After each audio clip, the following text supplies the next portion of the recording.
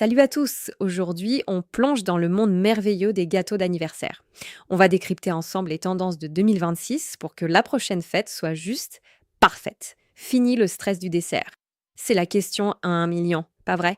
Comment on choisit le bon gâteau, celui qui va mettre tout le monde d'accord et qui correspond vraiment à l'ambiance sans se planter complètement? Ah, on connaît tous ce moment un peu gênant. On commande au coup de cœur et au moment de servir, c'est la panique. Les parts sont minuscules, tout le monde se regarde. Bref, ça peut vite plomber l'ambiance. On veut éviter ça à tout prix.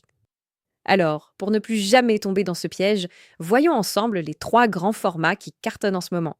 Chacun a ses avantages et son occasion de prédilection. On commence avec une star, un incontournable, le number cake. C'est un peu le gâteau signature des anniversaires qui en mettent plein la vue. Sans succès, il n'est pas volé, hein. Il est super personnalisable. Un âge, une date, une initiale, tout est possible. Forcément, sur la table, il attire tous les regards. Et puis, il plaît à tout le monde, des plus petits aux plus grands, souvent avec des saveurs classiques comme vanille fraise ou choco praliné, qui ne déçoivent jamais. On passe maintenant au deuxième concurrent, le layer cake. Lui, c'est le grand classique, l'option chic et élégante par excellence. L'énorme avantage du layer cake, c'est sa fiabilité. La découpe est toujours parfaite, les parts sont bien nettes, bien régulières. C'est vraiment l'idéal quand on a une grande tablée. Pas de prise de tête au moment de servir, c'est la garantie d'un dessert classe et maîtrisé. Et pour finir, le petit dernier qui a su se faire une grande place, le bento cake. Lui, c'est le roi des moments plus intimes.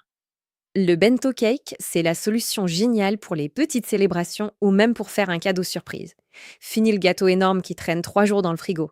Il est petit, hyper facile à transporter et on peut s'amuser avec des décos simples et fun. Bon, maintenant qu'on a fait le tour des options, la question reste comment on fait le bon choix? Parce que ce n'est pas qu'une histoire de look. En réalité, c'est assez simple. Il y a 3 points clés à considérer. Premièrement, le nombre de personnes qui vont vraiment manger du gâteau.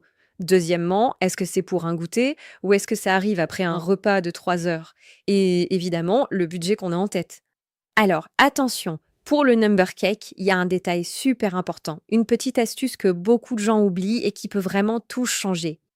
Et voilà le truc, un gâteau en forme de 1 et un gâteau en forme de 8, même s'ils sont commandés dans la même taille, par exemple A4, ne donneront jamais, au grand jamais, le même nombre de parts.